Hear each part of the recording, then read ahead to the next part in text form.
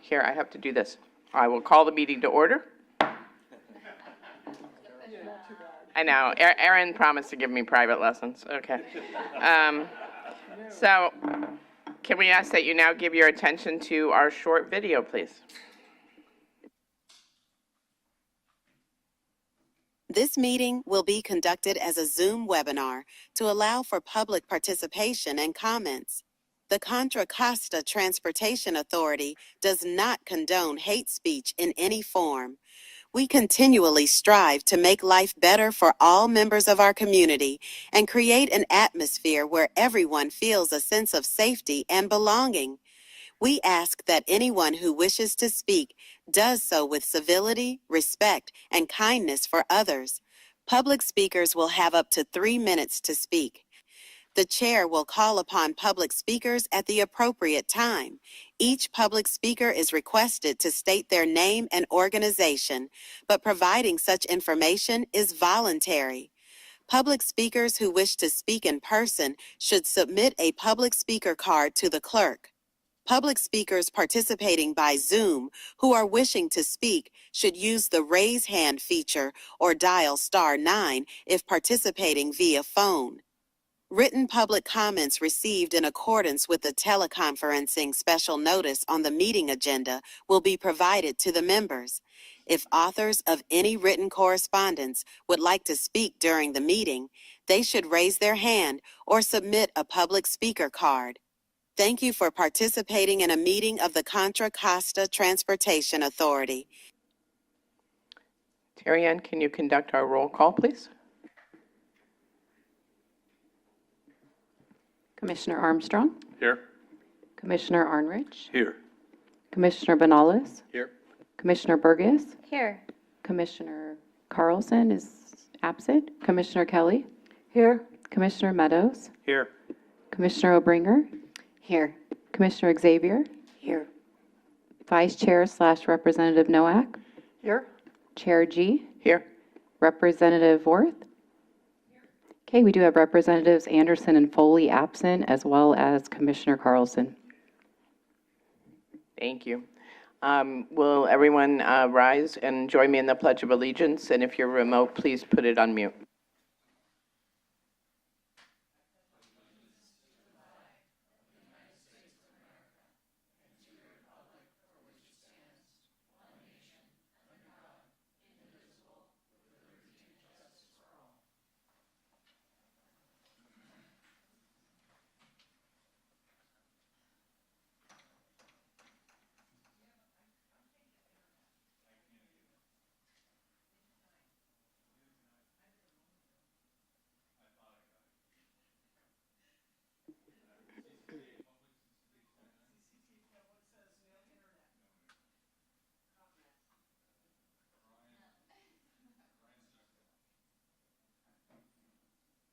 And I'd like to note that Commissioner Carlson has arrived to the meeting.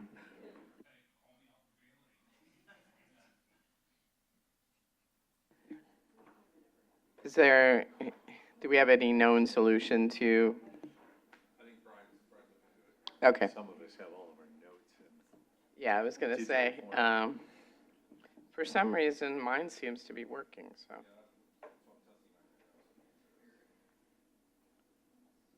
No. Try another tab. Yeah. Yeah. Do you have Wi-Fi, also wireless, available for that? CCTA public? He's calling.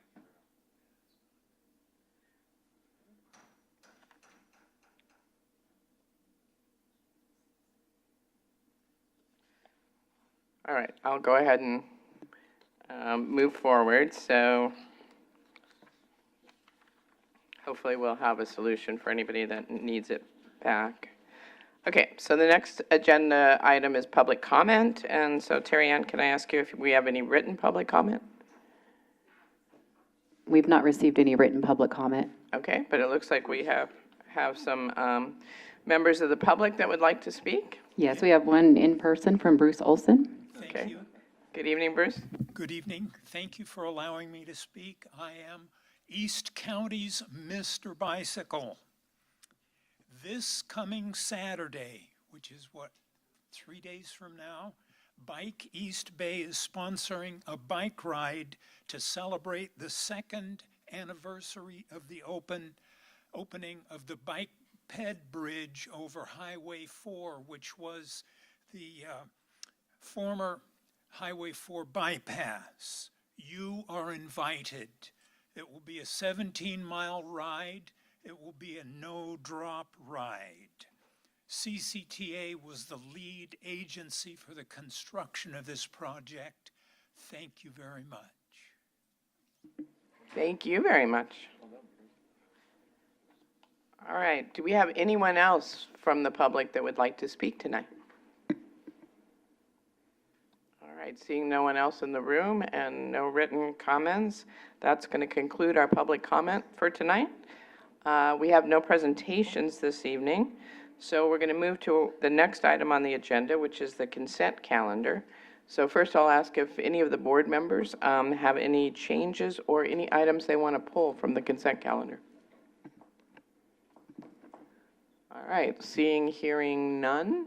Do we have anyone from the public? Terry Ann, do you have any comments from anybody on the consent calendar?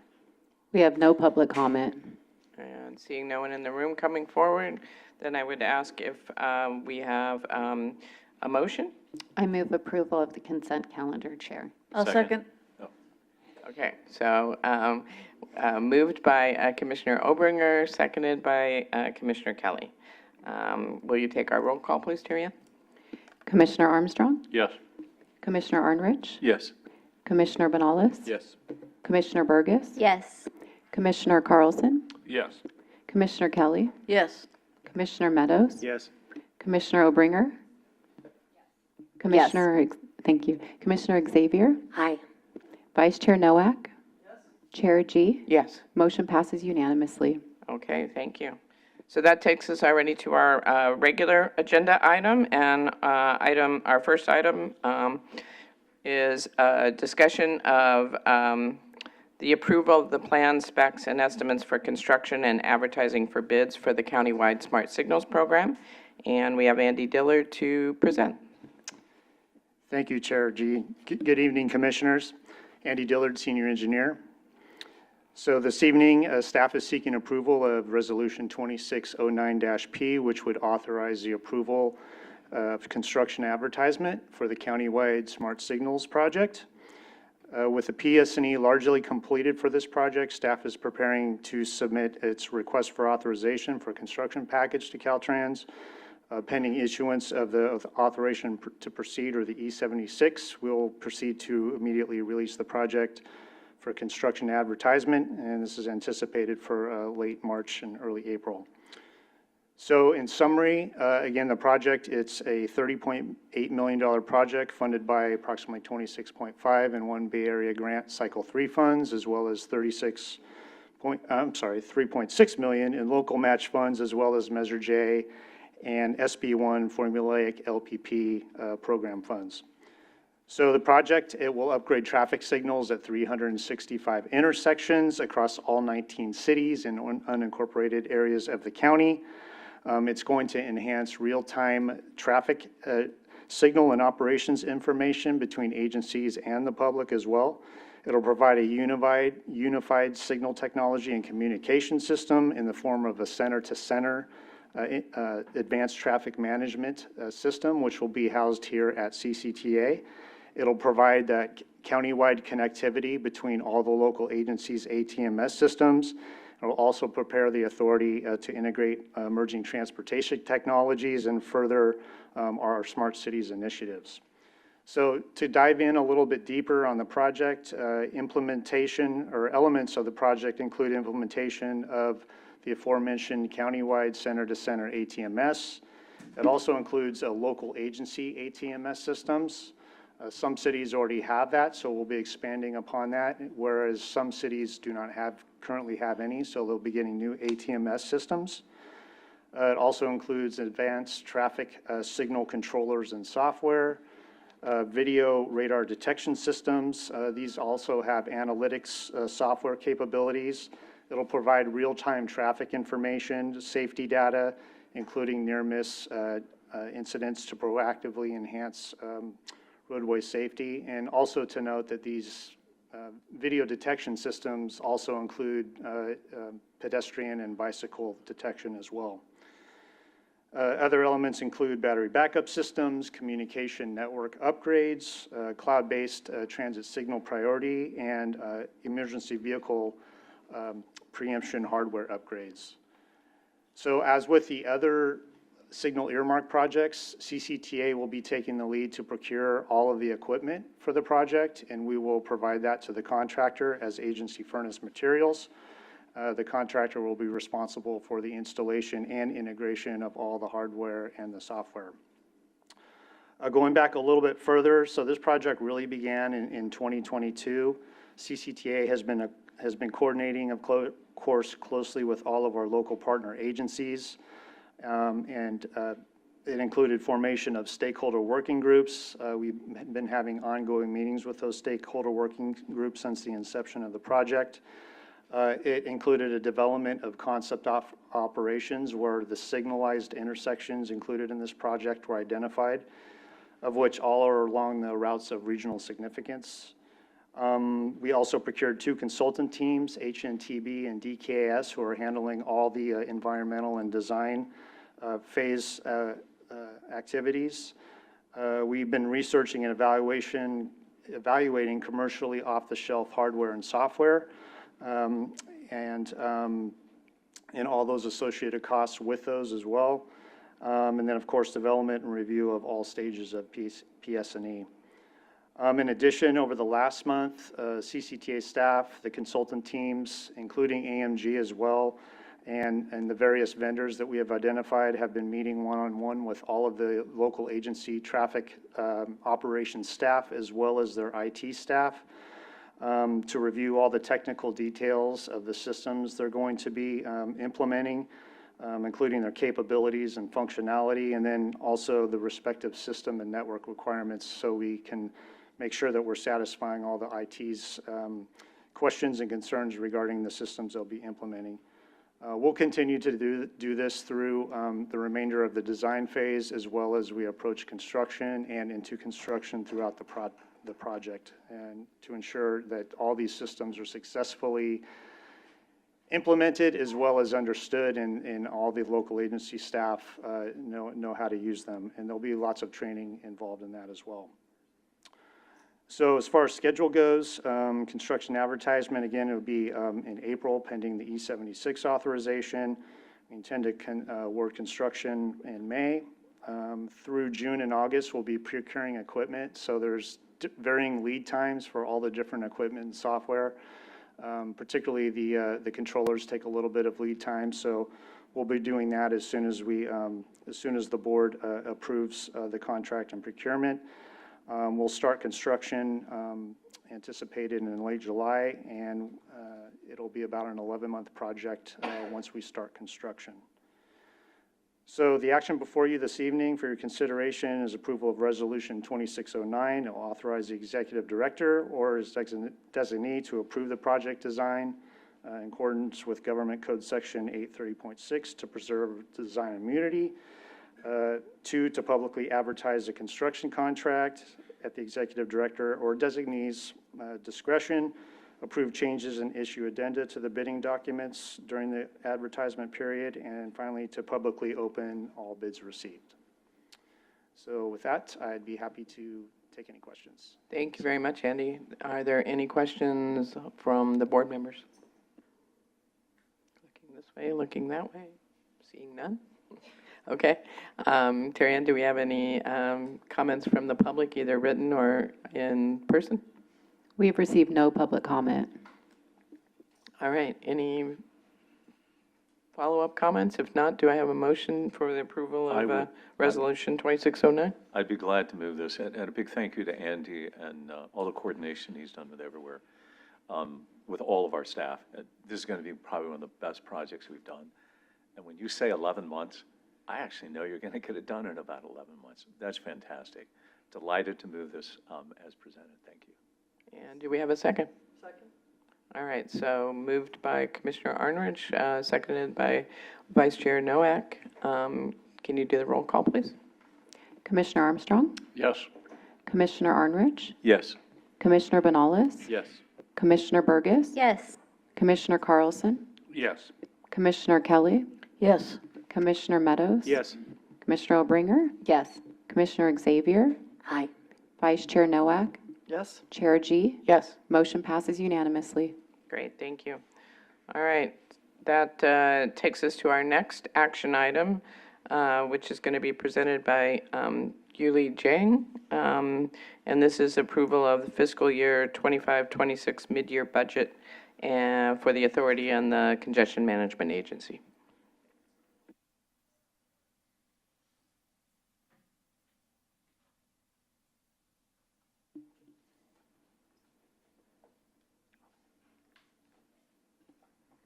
Good evening, Chair and Commissioners. I'm Yuli Cheng, Finance Manager for CCTA. I'm pleased to present the fiscal year 25-26 mid-year budget. This evening, I'll briefly walk through what has changed since the budget was adopted last June, what has remained the same, and what those updates mean for the remainder of the fiscal year. So overall, the authority's financial position remains stable. The adjustments you'll see today are primarily related to project timing rather than any new policies or funding changes. Before I begin, I'd like to thank our department heads and their teams for their collaboration in putting together this update. Their inputs on project schedules, program updates, and operational needs help finance compile this revised budget that you see today. And I'll do my best to answer any questions you have, and if there are any project or related questions specific to project or program, our department heads are here as well and can provide additional details. As a quick reminder, the mid-year budget is not a new budget. It's simply an update to the financial plan that the board adopted last June. The process serves three purposes. The first is to update the Measure J expenditure plan schedules. Second, it gives a chance to review how revenues and expenditures are tracking at the midpoint of the fiscal year. And third, it aligns project and program budget with their current implementation timeline. Program allocations continue to follow the voters approved Measure J percentages, and capital commitments remains consistent with prior board approved funding resolutions. So overall, this revised help ensure that the budget reflect the projects progressing throughout the year. Let me start with the main takeaway. We're proposing a 32.2 million reductions to the overall budget, bringing it from 203.2 million down to 171 million. And I want to emphasize a quick point here, an important point, that this reduction reflects timing, not cuts. There are no program eliminations, no new policies, or no changes in the funding or anything. So while the overall number, total annual number decreases, but the actual project commitments remains the same.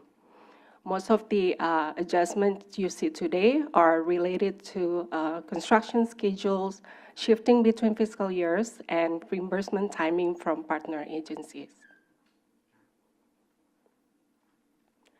This slide provides a highlight overview of the adjustments that make up the 32.2 million net reductions.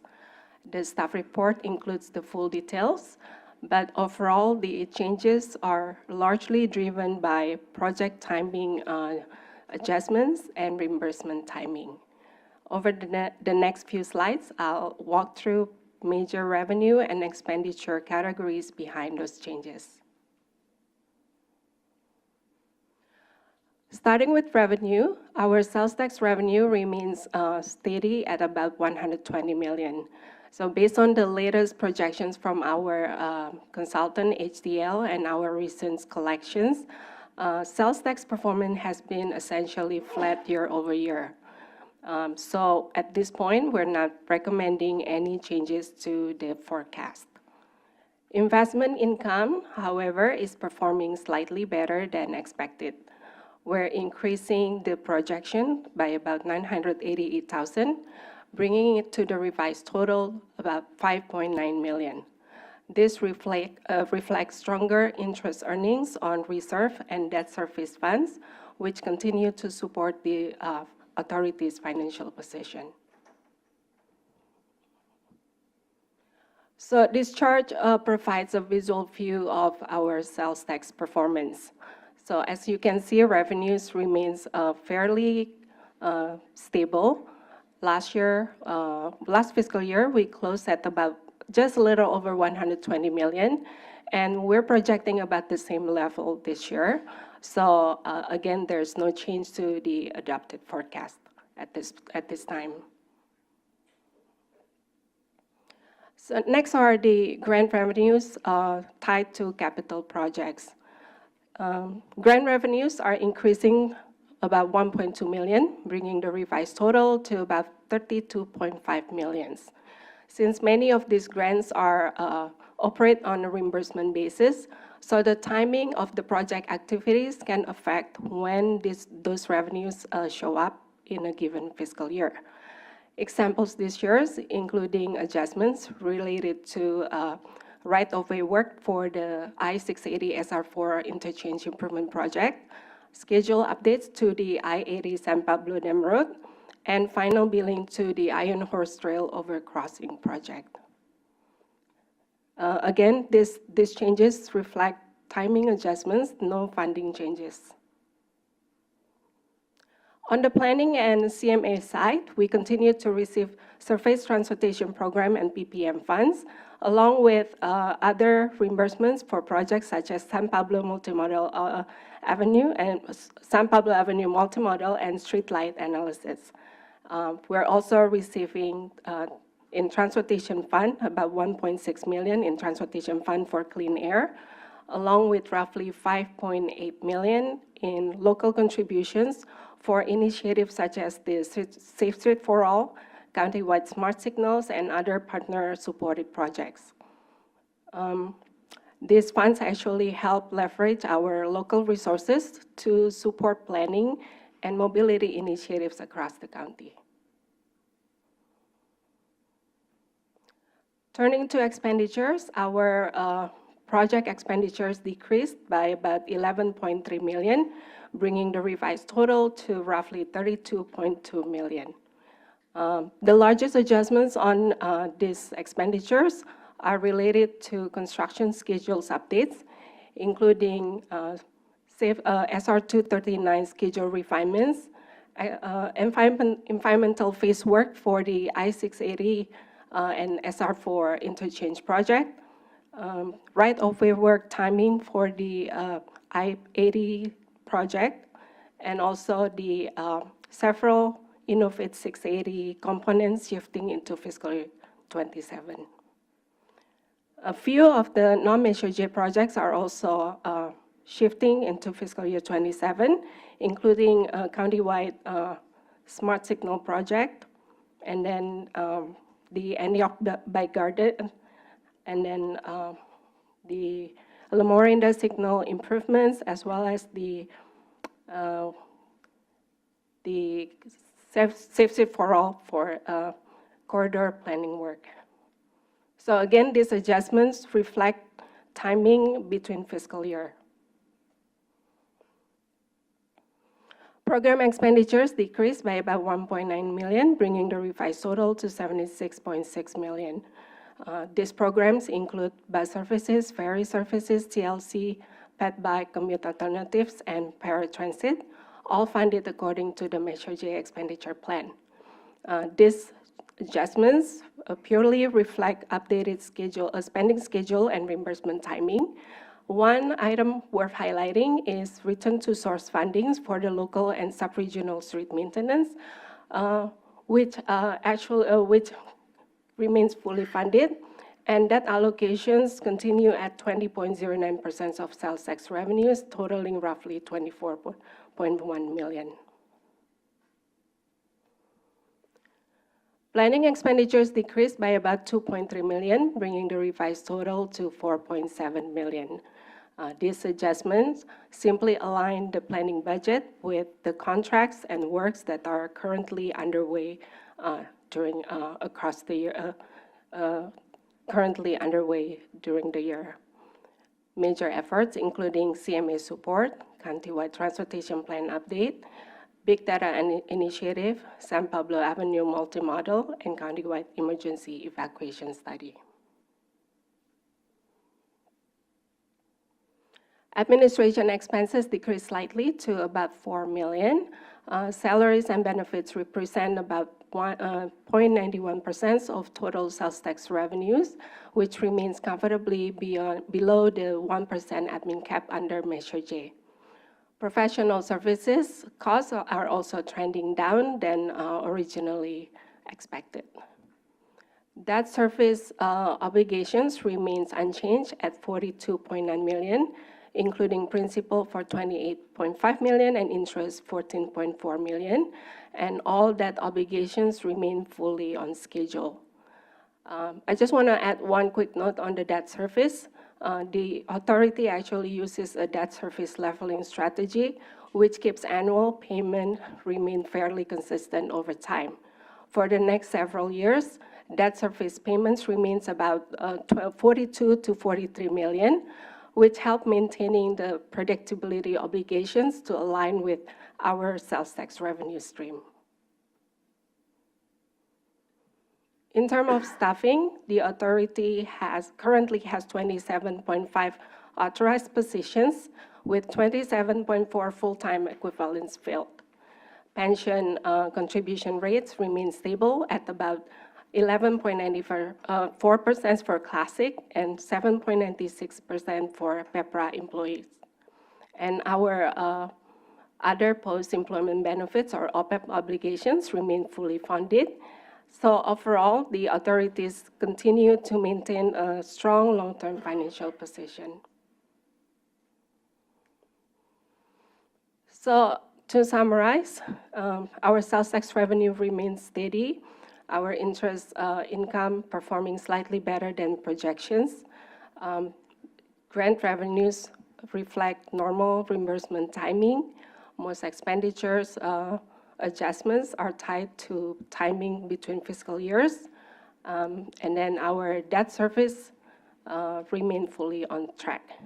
So overall, the mid-year budget adjustment proposing 32.2 million reductions from 203.2 to 171 million. Staff recommend adoption resolution 25-12-A revision 1, approving mid-year budget for the fiscal year 25-26. Chair, that concludes my presentation. I'd be happy to answer any questions.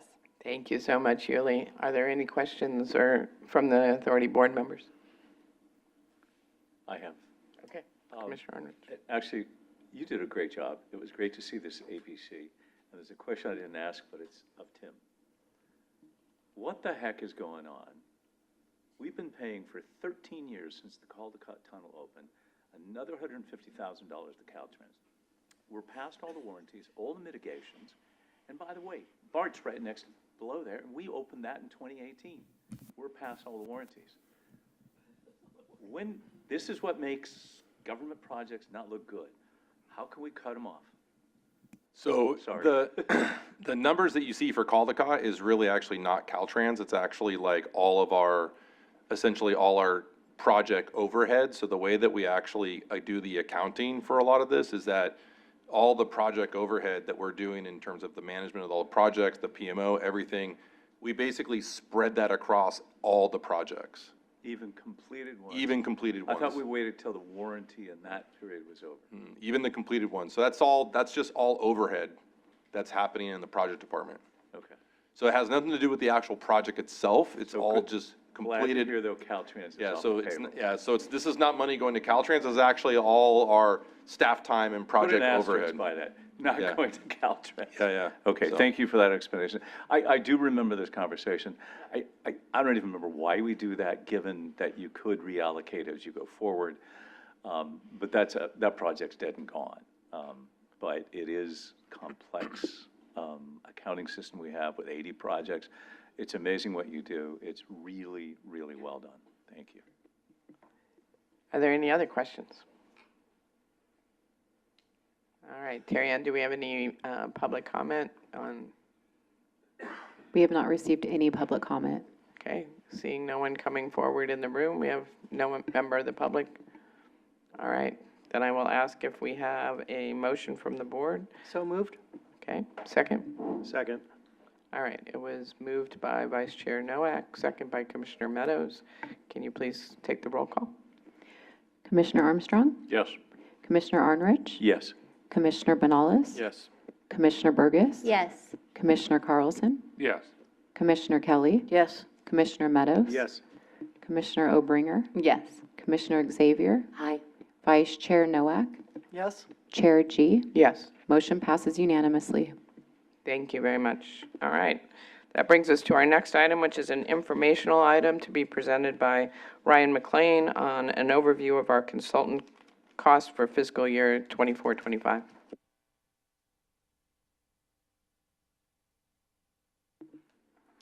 All right, thank you, Chair G. Good evening, Commissioners. So we thought this would be a good time to also, in line with kind of the mid-year budget, to also visit some of our consultant costs to kind of give a snapshot in time on where that money is going. We looked at the last complete fiscal year, so that would be 24 to 25, just because we wanted a complete year to show all of you. We also plan to bring this back kind of on an annual basis, just to kind of update on where we're spending money on consultants. So why do we use consultants? There's a lot of reasons. We use it to augment staff, just we need more people. As you've heard from our Director of Construction, we've got a big construction program coming up. That takes a lot of work on the planning and design side to get ready for that. So a lot of staff helping with that.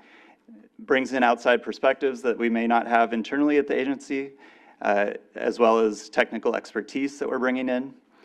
It's to accommodate workload fluctuations, like a big construction program coming up.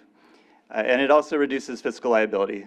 We saw from Yulee the amount that we're having to spend on pensions and that sort of thing, so we don't have to spend that when we bring in consultants to do that work. So in honor of Pi Day last week, I decided to tell the whole story in pie charts. So here we go. So starting on the revenue side, back in 24-25, we actually had pretty similar revenues to what we had for this year, as Yulee just showed. Out of that, that came from sales tax and then a lot of different funding sources at the regional, states, federal level, as well as some investment income to bring that up to $172 million. So where did that all go? A big chunk went to debt services to pay for money that we'd already put into projects. The next amount went to project expenditures, to local streets and roads, return to source type funds, other programs that we help fund like bus services and paratransit, and then other expenses which covers a lot of our overhead and everything else that goes into this. So I wanted to take a deep dive again on the consultant piece of this, which was about $42 million. Now consultants in this case, and I'll show a breakdown of this, but this incorporates contractors, this incorporates some of the vendors we work with. So it's really kind of all the payees that we help to deliver, that we use to help deliver the projects and programs that we're working on. So this divides up between several different areas. Again, a large chunk is going to the construction contractor. That was primarily the Bollinger overcrossing, the Iron Horse Trail overcrossing. that was under major construction during this time period. But a big chunk goes to the engineering and planning work. So that's kind of the professional services category that's helping us to deliver the plans and projects that we're working on. The vendor category is primarily our shared autonomous vehicle vendors. So that's like Beep and May Mobility and Martinez. The public agency category here is where we're paying a public agency to help us deliver a project. A chunk of this went to the city of Richmond, who's helping us actually leading the work on I-80 Central. Central San, we're paying to relocate one of their sewer lines. This is going to Contra Costa County, who's helping us with right-of-way in a lot of cases. So that's the public agency piece of this when they're helping us deliver projects. Large chunk to communications, so this is basically anything related to when we're doing public outreach and the website and everything related to that. Data services, office expenses, a large chunk of this office expenses was with the remodel during this time period, so that's why that number is a little bit higher on in this case. University is primarily to UC Berkeley, who has worked with us on a lot of different projects, including out at Gomentum and including the shared autonomous vehicle pilots. They're helping us with that. So that's kind of the large categories that we've been putting money to. So if we look at specific payees in this case, so this is how much was paid during that fiscal year. This is accounts payable. So this is not necessarily the overall contracts they had or who had the largest contract at this time. This is how much they invoiced us and we paid. This is basically the top 10 and it is about if the contracts are over, or sorry, the amount paid is 900,000 or larger. That's what you're seeing here. So again, the biggest chunk, Myers-Shimmick, they were working on the Bollinger overcrossing of the Iron Horse Trail. So that was going strong during this time period. AMG, who has our PMO contract and also is helping on a lot of other contracts. WSP, who is working on Innovate 680, AECOM, who's working on the San Pablo Dam Road overcrossing, WMH, who's working on the 684 interchange. So a lot of the main projects that we're talking about. Farron Piers, who is working on the countywide transportation plan, Beep, and the list goes on. Kimberly Horn, who worked on a lot of our safety studies, and it goes down from there. So these were our top 10 payees during that time. I should mention also that AMG, for example, is 5.4 million. About 18% of that, plus or minus, went to sub-consultants, who even could be on this list as well. But anything that was paid through AMG to sub-consultants shows up as the cost for AMG. And that goes for the other consultants as well. Most of them have sub-consultants that are also getting paid. So if we just break out kind of the engineering, planning, professional services, so we remove the construction contractor, we remove the vendors, the public agencies, we start to see more of just the consultant costs here. So a lot of this is the same. It just removes some of those other entities. This gets us, the top 10 becomes around 350,000 and greater. I should say that we had about 90 payees during that time. So this is the top 10, and then about 80 other payees make up that 2 million. So we do have a lot of different entities that we're paying through this time period. I also wanted to do just a snapshot of a single project. So 684 interchange, a big project that was going on during that time. That's where a bunch of this design money was going to WMH over that time. A lot of that was breaking it up into multiple phases for the funding period that we were working on. Central San is up here as a big cost on this project. Again, they were working on realigning their sewer to get out of our way so we could do the project. AMG was helping with the project management of this, as well as writing grants to help secure. We got $58 million as part of the grants that they were going after. Parsons is working on the Canal Trail to Iron Horse Trail connector study that is part of this project as a mitigation for it. Fair and Piers has done traffic work on it. Zune is helping with the construction management. So a lot of people go into helping to bring this project forward. So this is just kind of a snapshot of that year that was being spent on this project. So that was my presentation. Happy to answer any questions. Again, the intent here is that we'd come back around this time to give the same presentation for the 25-26 fiscal year. Great, thank you so much, Ryan. Are there questions, comments from the board?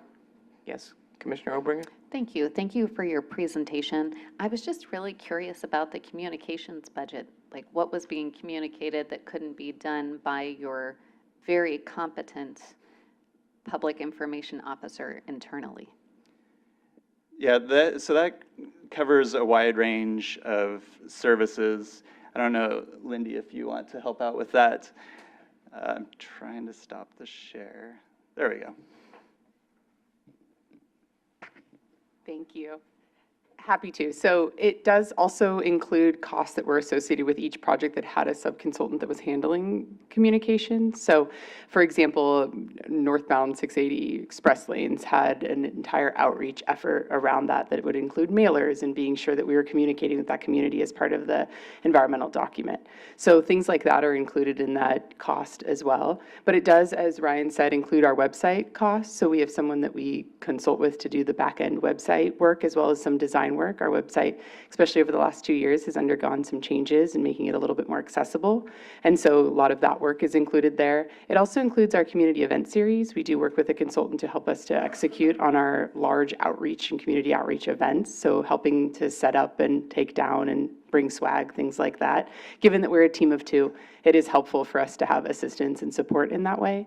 And lastly, it includes all of our videography and graphic design support. So while we do a good amount of graphic design in-house, anything that we're going to send out in a really large way or again is going to go on our website, we do use consultant support for. Thank you. And just one quick follow-up. So do you anticipate, because of the TEP and some of these other initiatives, that cost will go up significantly because there will be more outreach needed? The TEP outreach is included in the budget for the TEP that you all have approved, so it would be handled separately. It's separate. Okay. Okay. And then would the communications budget reduce if major updates have been made to the website? Because it sounds like there were some major updates that happened, so now it's just kind of maintaining it. Yeah, the website costs certainly will be going down, and in fact, our budget, as you may have seen, did go down slightly this year, and I anticipate we'll do the same in the following year, especially given that a lot of our outreach will be part of the TEP effort, and again, being handled separately. But I think like many of our programs and departments here, there is a bit of an ebb and flow in certain periods in which there's more communication needs than others. Thank you. Of course, thank you. Other questions? Comments? Comments? This is really good. This is really the first time we've done this. I think it's really good to understand how the breakdown, while we see the budget and those are bigger items, this really kind of paints a picture of who's doing what. And it also amplifies what the role is many of you. You're all very well educated, highly trained, and and you are managing a lot of other people. And this is the evidence of that. So well done, and I think this is great to have it as a standing annual report. Thank you. Anything else from members of the board? Terry Ann, do we have any written comments or public comments from requests from the audience? We have not received any public comment. Okay. Well, seeing nothing else from the board, this was an informational item. Thank you very much, Ryan. And we'll move on to our next one, which is an informational item from the Planning Committee that's going to be presented by Matt Kelly to give us an update on the MTC One Bay Area Grant Cycle 4 and related policies. Thank you, Chair G. Good evening, Matt Kelly, Director of Planning at the Authority. Great to be here tonight. I am talking about OBAG 4. If you didn't know, OBAG is One Bay Area Grants.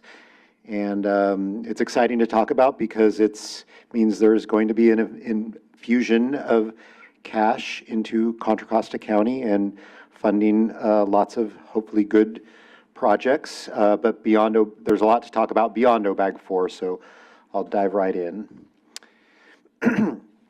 So the purpose of OBAG is to collaboratively implement the RTP, or Plan Bay Area 2050 priorities for transportation, housing, and the environment.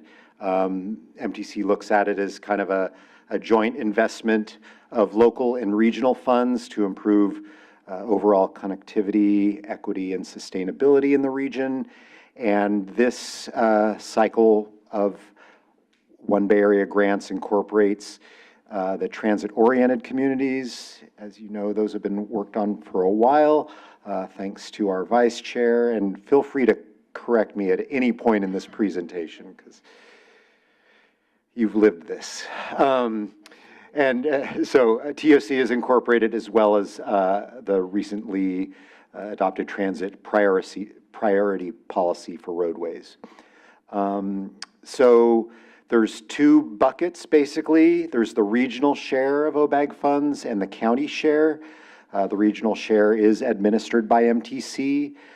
They set aside $5 million for North Bay counties, as those counties don't have as many of the growth geographies as other parts of the county, and those growth geographies are primarily priority development areas, like we have across the street, or right here, and the actual transit-oriented communities, which are primarily around our BART stations here in the county. And then that regional share also includes the TOC incentive program, which I'll explain a little bit later. But all that does come off the region share and not the county share, which was something we pushed for. So the county share is administered by CCTA. We get a base chunk of planning funds to spend over the next 4 years to do all this work. The MTC is estimated, based on formula, that there is about $43.4 million available for Contra Costa County. However, we will be asked to submit 120% of that amount in case there is available funding, and our projects score well enough, we could get up to 120% of that. MTC requires that we conduct a call for projects for all of our local project sponsors. Those sponsors must meet previous compliance requirements. We've been checking on those requirements, and right now it looks like most of our jurisdictions are either compliant or very close to being compliant. So there's not a big concern there. A major requirement of the funding, the projects that we fund in the county, is that 80% of them must be in those growth geographies that I described earlier. Last time around, in 2022, the threshold was 70%, and we exceeded that, and we actually were right around 80%. So we don't think we'll have a problem doing that again. Project submittals are due to MTC in October of this year. So we'll be coming to you in October for your approval of the projects that we submit to MTC, and then they make the final ruling on that list that we submit and which projects get funded. So just a little bit about the TOC incentive program framework. There were some changes made over the last couple of months. So as I mentioned before, this is funded by the regional share. This is meant to incentivize those jurisdictions with TOCs that have really kind of done the most to get them compliant with the TOC policy that was adopted under Resolution 4740. So some of the changes that were made is that the number of points available for minimum and maximum office intensity, I don't know why that says die, it's supposed to say due to current market conditions. Hopefully no one dies. And that makes sense. The commercial market isn't quite what it was several years ago. Also, a decrease in the amount of points available for vehicle parking maximums. Same reasoning there, the market challenges around that. And then increase points for shared and unbundled parking policies. So if jurisdictions are actively creating parking policies, there are points available for that. And then the commission is allowing wider variety of funding sources to fulfill housing policies. And then the kind of areas where TOC and OBAG intersect is that, I'll just go through this. The TOC incentive program deadline has been extended by 18 months. It was going to be in line, more in line with OBAG. Now it's been extended to July 1st of next year. There was a lot of push from local jurisdictions for any progress, studies or policy development they had underway to meet some of these TOC rules. They wanted credit for that progress. Because the commission decided to move that deadline out a ways, they decided not to give credit and just to allow extra time to finish that work. Housing protection policies, this was pretty contentious, whether jurisdictions had to adopt a local policy from there's a large menu of potential policies that each jurisdiction could utilize, but the choices or the options were whether they had to adopt at least one local policy or rely on the county for both of their policies that they adopt. So the way it turned out is that they need to have one local policy and one that they can rely on the county for. The jurisdictions with TOC geographies may apply. That is all the cities in the county with a BART station, Martinez with the Capital Corridor Station, and then also the Richmond Ferry Station. But they have 2 TOCs in Richmond. So there's a higher threshold for the TOC incentive program to qualify for the base funding. You have to score 85 points. We don't know who is going to reach that threshold yet. MTC estimates 10 to 15 cities may qualify. We're certainly going to do our best to make sure our local cities who can qualify do. And basically, if they do qualify, they are allowed to apply for project funding, and based on the population of the jurisdiction and the number of TOCs. So our smaller jurisdictions with one TOC basically can qualify for $1 to $2 million project funding, and our larger jurisdictions, the county, Antioch, Richmond, Concord, can apply for $2 to $4 million for project funding. So here's where it gets even more exciting. We are funding local projects with Measure J through our TLC and PBTF funds. I'll describe those in a second. The third cycle of those, we haven't funded anything from these programs since 2016, 2017. So it's been 10 years. We're really excited to be able to offer this again. It was deferred for several years because of financial issues that mostly, came out of the pandemic when we were unsure what our future funding was going to look like. Now that we've got a handle, we have money for this, and we're going to combine it with the OBAG, not necessarily combine the funds, but combine the process, the call for projects.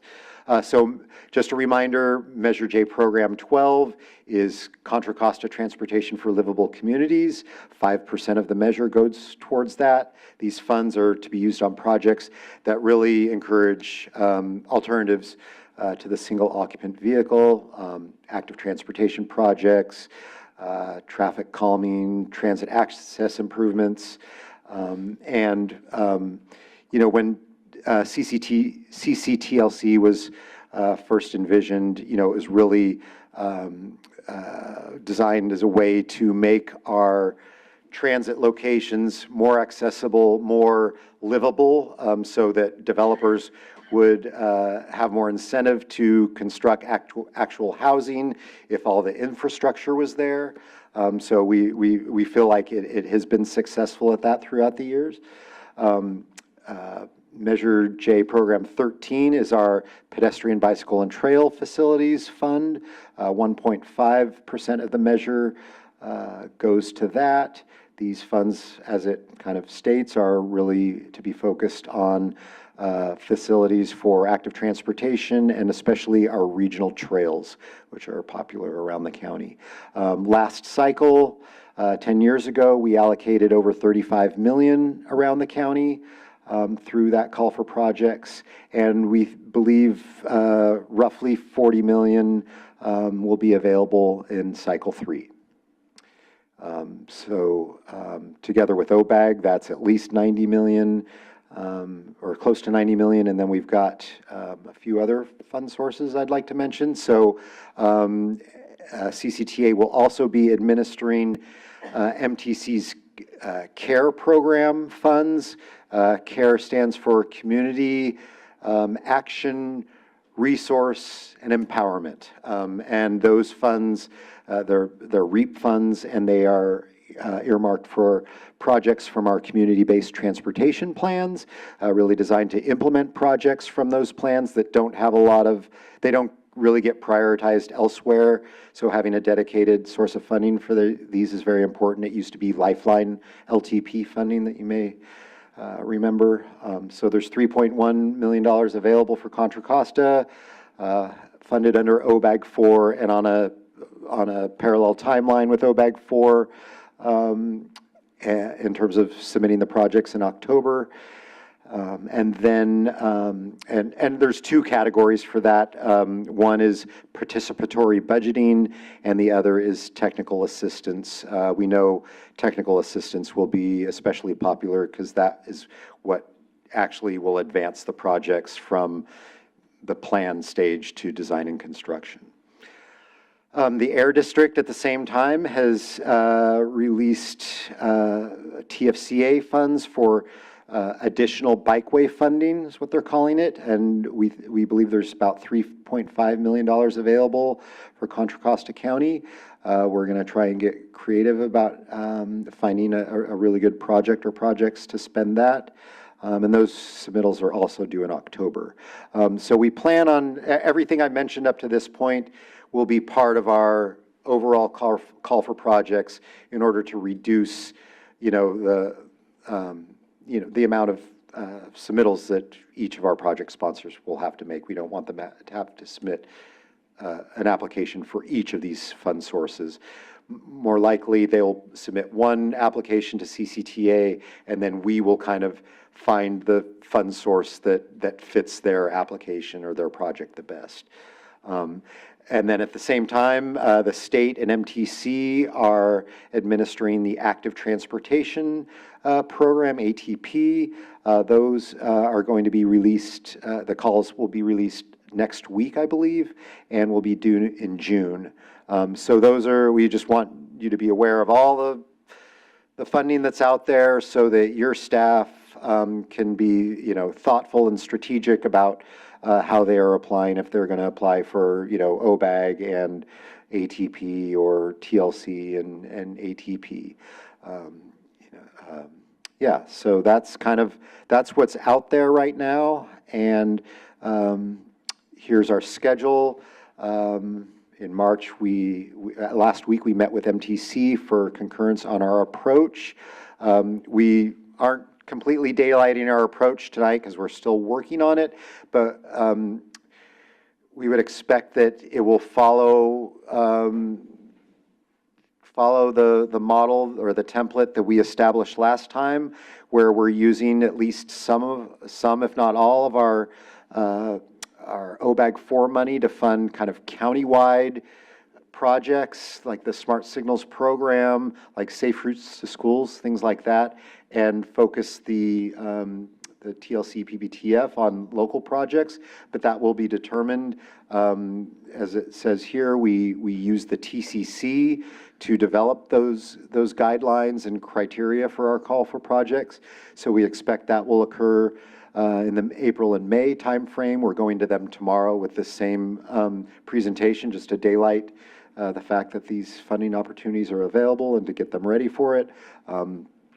We expect to release that call for projects in June. As I mentioned, the OBAG nominations are due to MTC in October. We may have the same sort of deadline for awarding the PBTF TLC projects. We're not sure. That may kind of run on a different schedule. So yeah, we don't have a lot of detail for what happens exactly between June and October, but generally the TLC funds their projects are scored and prioritized by the RTPCs, so we need to build in extra time for that process. The OBAG projects don't go out to the RTPCs, just the TLC projects, and then the PBTF is scored and prioritized by our countywide bike and pedestrian advisory committee. So there's a lot of folks involved, a lot of negotiations that have to go on in the next few months, and then a lot of work to score and award these projects. So that is our plan for now. I can certainly take any questions today. I don't have, like I said, a lot of detail on our approach. That will be worked out over the next few months, and we'll come back to you in June with that, with approval to release the call for projects with all those details. So I can take any questions. Great, thank you, Matt. Are there questions? Commissioner Kelly? Yes, Matt, thank you very much, and this is very interesting and very complicated. It's really kind of hard for me to follow. So I come from a very small city, we have a limited staff, and I think that could they come to you with kind of like pre-application questions to see if it's worth it for them to apply? Can they have a discussion with you and that sort of thing? Sure. We're definitely open to that. We will be going to the RTPCs to talk about it. In the near future? Over the next couple of months. Okay, that's great to know. But I know also, a couple of my staff, my public works director, maybe my community development director, might just like to kind of feel it out and say, hey, Matt, is it worth us applying for something? Yeah. And this is what we're thinking of. Yeah, and in general, we encourage everyone to apply, especially for TLC. That is, it's, there's not a lot of rules. It's the most flexible Measure J money, so and it can be awards of generally any size. Okay, and will we be sending out any information to the RTPCs or to the cities about what's available? I can give this slide deck, to my staff, and they might understand it better than I do. Yeah, we'll have a lot more information this time next month for the April TCC meeting. So that's when we'll really daylight everything. But yeah, feel free to send this out to staff in the meantime, and they can contact myself. Okay, wonderful, thank you. You're always very, very helpful. Any other questions? Yes, Commissioner Obringer? Thank you. So one follow-up, whenever you say RTPCs, does that also mean the tax? Because I think that's really, because I agree with you, Commissioner Kelly, that, there's a lot here, and I know that city staff, the more technical staff will know, which projects we would, our cities would be most suitable for. Yeah, we'll be primarily working through the TAC. So that probably at what point it would come to the board is when there's a list of projects to be approved.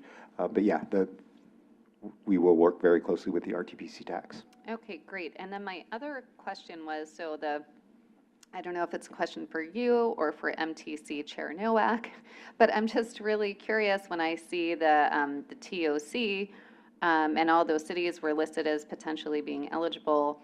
And then I saw a deadline of 2027, right? And there was a big elephant in the room. Is there even going to be, are these going to be transit-oriented communities anymore if God forbid BART goes away? So what's the thinking there?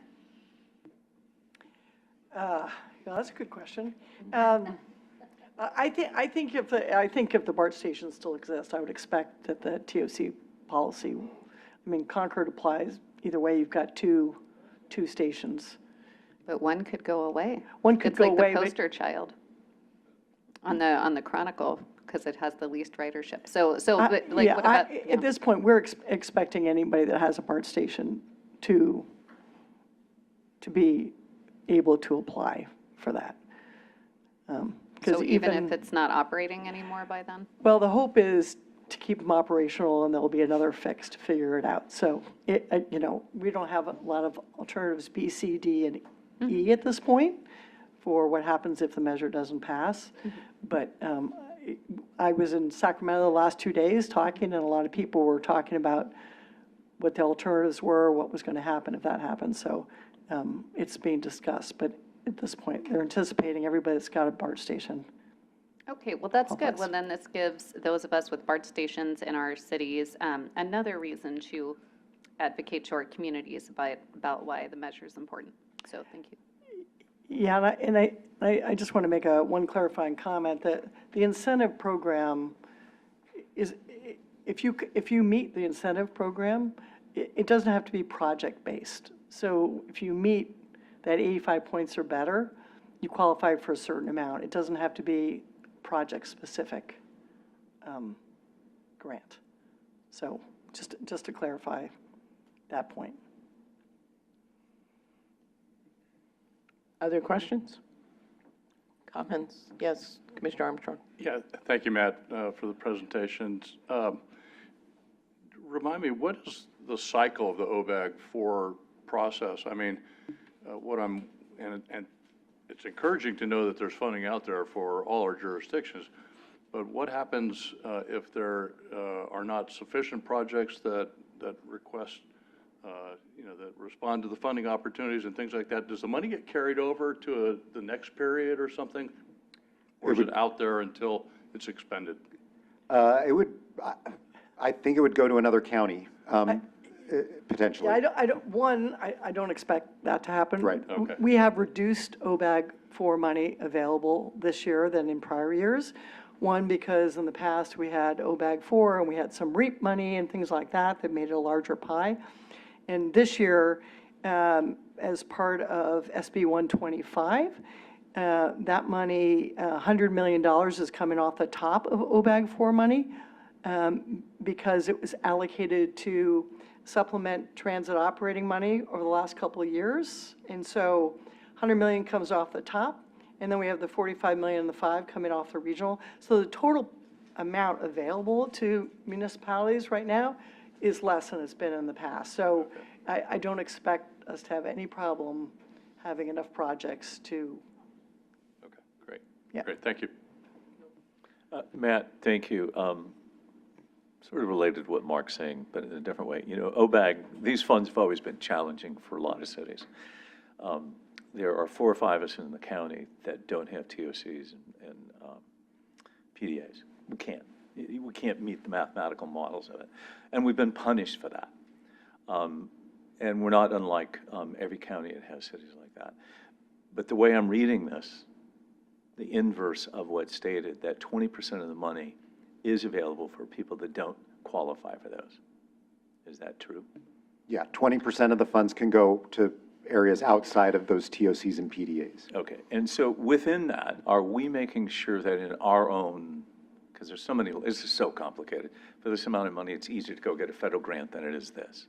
This is 10 times the work, a lot of political layers to applied on top of layers and layers. That money actually comes because it goes through MTC. They get away with doing that versus just passing it on. But are we in our own criteria going to make sure that cities who have PDAs and TOCs aren't trying to get that 20%? Because in the past, we've sort of seen it go different ways, and some of us get nothing out of this. But yet it's our tax dollars. And some of us are really big donors to the system. So are we doing something to make sure that somebody has a PDA, is that 20% is going to be reserved for those other ones? The county programs are run by the county, not by MTC. So the county gets that money, and the projects are evaluated by the county and submitted to MTC at 120%. And those picked for the county our county program. So it's not MTC making those decisions. The decisions come at the regional side That's of not what I'm things. talking about. I'm just talking about the 20% in our rules. I'm asking you, Matt, Yep. because you're administering the Yep. program. Are you going to make sure in our criteria for our rules that that 20% is not touched and taken over by those that have PDAs and TOCs? I don't recall if that was specifically stated in the last set of criteria in the guidelines, but that is something we could Yeah, incorporate. so I don't think it really was. I'm just suggesting if it's not, then why don't we put that in there to help preserve for those communities? So that, otherwise, this is a waste of time for some of us, and it's pretty annoying because we just don't qualify, and it's not fair. Yeah, just from past experience on OBAG 3, for example, we actually exceeded the PDA requirement for the entire county, and every city actually got their fair share in OBAG 3. And primarily, the reason why that was because of the Smart Signals project that we put in OBAG 3, because that was the project in which that we made sure that as we were kind of looking at all the funding, looking at all the projects, looking at who was receiving Safe Route to Schools, who was receiving countywide Smart Signals, and then looking at all the projects that were submitted, staff, we made sure that every city was actually getting something out of OBAG, and we were able to meet all the MTC requirements. I don't think Smart Signals is a good project because some of us funded that ourselves. Well, Wasn't that we got money from somebody else for that. We got it through a specific grant request to somebody else. well, that was just the $1 million earmark. Right. The Smart Signals does above and beyond that earmark project To this agency. for each city. Not really. I mean, it does to some. It's actually, if you look at the spreadsheet on that, it varies a lot. That's from my seat. Yeah, I mean, the whole idea was to make sure that every city kind of got a piece of the countywide. I mean, there's 340 intersections in that project, to make sure that every city was getting a share of OBAG 3, through the entire county. Right. So my main point is, and I hear that it is, can we make sure that we're reserving that 20% for those cities that don't have either of those criteria? Because that's our choice. Sue's saying it's our choice to do that. I just want to make sure that we do that. So, because otherwise this money's going to go really quickly to other folks. Just let me make one other point. Only the 45 million set aside in the regional is related to TOC. So it's only PDAs that you're talking about in the county side, it's not TOC. Because TOC is only the 45 million that comes out of the regional piece, that's it. The way it was listed was both the same. That's how he has it on his PowerPoint. Yeah, but the 45 million, that's TOC incentive, is the only thing that's tied to TOC is that 45 million, and that comes out of the regional side. So the stuff that comes out of the county side has nothing to do with TOCs anymore. It's only PDAs. So given what you said, would you change what you had written in to make that clear? Because it looks like TOC is part of the criteria, and is it 20% of that still being set aside? Well, it's TOC or PDA, and in the requirements. No, the TOC is no longer required across the board on OBAG 4. The only piece that's tied to TOC in OBAG 4 is the $45 million in the regional side, not on the county side. So there's nothing to do with TOC, at least from using the TOC criteria. The TOC criteria, yes. In the county requirements, they did add TOC or PDA in the county. They didn't necessarily are saying the city has to meet No, the for TOC proximity. requirements, yeah. For proximity of the projects to those geographies. Yeah. 80% have to be within a mile of either TOC or Check PDA. that, because I don't recall that. Yeah, Because that's a Above change my pay to grade, but OBAG. this is the point. Yeah, that is, I'm not aware of that, because that was not specifically approved by the board. Yeah, That it change. it shows TOC or PDA, but doesn't require a city to follow the TOC requirements. It just has to be in a TOC, which would be within a half mile of a transit center or whatever the requirement is. And then, Commissioner Armitage, to your point, I'm gonna double check I know that. Danville's in a PDA, And so like Danville would qualify, right, within that 80% of that funding.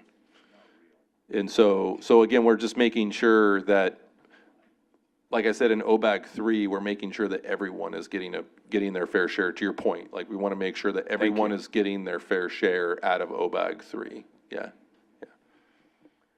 Okay, any other questions, comments from the board? All right, seeing none, Terry Ann, do we have any written or in-meeting public comments? We have not received any public comment. Okay. Well, thank you, Matt. That was informational item, so there's no action for us tonight. And that moves us along to our next item, which is also an informational item on the transportation expenditure plan. And Tim Hale is our staff member presenting.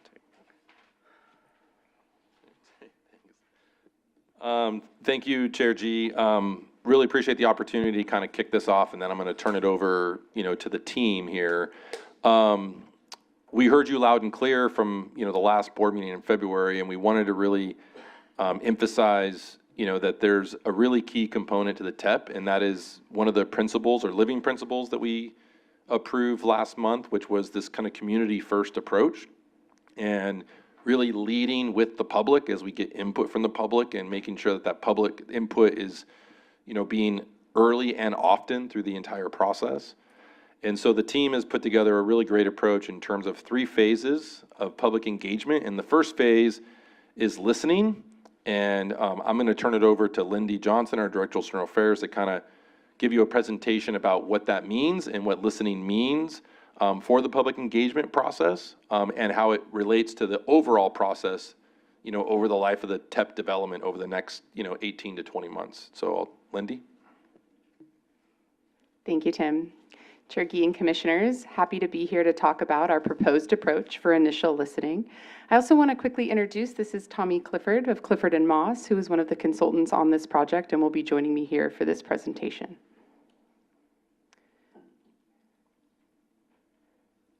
So I wanted to just quickly review what we talked about last month, which is the overall objective is to create a TEP that is supported by the public.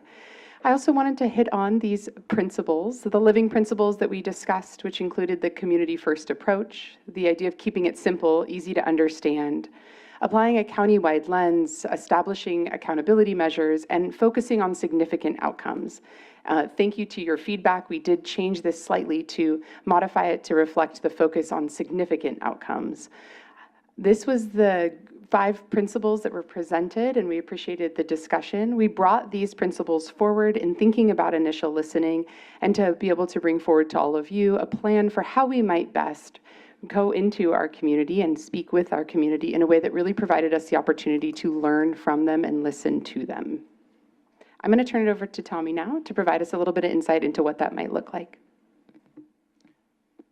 Good evening, Chair G, Commissioners, thanks for having me. I don't have as many acronyms as the previous presentation, but I will do my best. You try. And I'm not putting that on Matt. I think that's just the process. So I want to go through this a bit, but before I sort of jump in, I want to give a little bit about our background and why we think the sort of approach that you're set up to take matters. We have worked, my firm Clifford Moss has worked with transportation agencies across the state. We also work with cities and counties and special districts. And when we come in to efforts like this one, when there have been previous losses, the piece that we see that is missing most of the time is kind of taking advantage of time, slowing down a little bit to speed up, to build relationships, to actually not just listen, but, and I'm going to go on a limb here. I loved this movie when I was a kid. White Man Can't Jump. Woody Harrelson is being told by Wesley Snipes that he can listen to Jimi Hendrix, but he can't hear Jimi Hendrix. What we have to do is listen and hear. And the hearing part is when we get to the point that we're actually sharing a framework of a transportation expenditure plan, we have to show people that we listened, right? There has to be evidence of that. But to do that well, we have to listen first. And we have to listen in an open-ended way, right? Not walking in to an existing meeting of folks in Richmond or Oakley or Concord and telling them, here's a list of 5 things, pick one, but rather talking to them about what are your transportation pain points? What are the pieces of the transportation system that work well for you? And then listening to them and then building that into a framework that we ultimately share with them and showing them how we got to that process. So that's what this phase 1, the ear that you see on the slide here, is all about. It's about open-ended listening. And the advantage of starting early and doing that now is that you're building relationship with stakeholders across the county. You all are from a special county in the sense that there are a lot of different jurisdictions, both the sub-regionals, but then the 19 cities, and there's uniquenesses across the county. And so it's really important that we do that. So that'll be phase 1. We'll talk about that a little bit more. Of course, phase 3, as Tim kind of alluded to, or phase 2, as Tim alluded to, is actually building out a framework, bringing that to the same set of folks that we're talking to in phase 1 and saying, hey, listen, this is how your input helped to shape this. This is a draft. What do you think? But giving folks something to react to. And then the final piece, as you all know, is adopting a TEP. That's in the fall of 2027, leading into 28, and then educating folks. And when we're at that point, we'll be in education mode. We won't be in campaign mode, but we will be able to tell people this is what the plan is, and here's why it's important for the county. So let me talk a little bit more about, kind of initial engagement with stakeholders and focusing on listening. So there's kind of 3 pieces to this that we envision in the first phase, and that's really, now through the end of the summer, really through the fall. One is listening to local jurisdictions and stakeholders, key organizations, a lot of appending to existing meetings, not trying to create new meetings, town halls, events where people may or may not show up, but walking into a Rotary or a Chamber of Commerce meeting or another, I'm using those as 2 very specific examples, but you catch my drift, and appending this to an existing agenda so that we can just listen to folks in their natural environment where they operate, not asking them to come to us, and just simply, going through a series of questions and a kind of a discussion, and Lindy will talk about that a little bit more coming up. The voter research piece in the middle, we do envision doing some voter research after the June primary, but it's not the traditional ballot measure research that you think about where you test a 75-word question and you see, are we going to win or not? It's really more voter research designed to sort of put a quantitative lens around that sort of anecdotal listening that we've been doing. And then the public survey piece is not like an actual piece of voter research that's scientifically significant, but it allows people to opt in on a broad scale. And I think the idea there is we really push that out. It's also very open-ended, but it allows people to engage and share their feelings and their thoughts if they don't happen to have been touched in the stakeholder sessions and other sessions we've been doing. So kind of 3 pieces to it. I hit the wrong button. So, listening now is really about ensuring that we're developing I really don't say TEP, I say TEP, that a TEP is developed through a robust engagement process. You see kind of this slide here. I won't go back through it because I talked about the phases. I do want to point out that we understand that there is an exceedingly significant event happening in November. There's a sort of a do or die ballot measure on the ballot. We understand that. I actually think I know that this first round of engagement that really is open-ended listening, getting on the ground, building relationships, reestablishing relationships that maybe we've had from an agency that we need to deepen and develop, I think that's actually going to be complementary to what happens to the vote in November. I think it's going to allow us to be on the ground in a deeper way than others can in the county, listening to how people are talking about transportation, see how much the BART closures are coming up. I think it's going to provide an opportunity to help to buttress that effort in November of 2026. And then after the sort of the fall, that's when we really start developing an initial TEP concept. We put something in writing that folks can react to. We talked about round 2, where we're starting to set priorities and have folks react to something they're seeing in writing. They're seeing something in writing that we can show them with a through line reflects the listening that we did in round 1. And that's really powerful. If you can show someone that, hey, we listened to you, we came out here, we heard what your pain points are, and we think this helps to ameliorate a pain point, they're much more likely to be engaged in that round 2 process. And of course, round 3 is finalizing a TEP package and bringing it forward to you all, to the cities for adoption.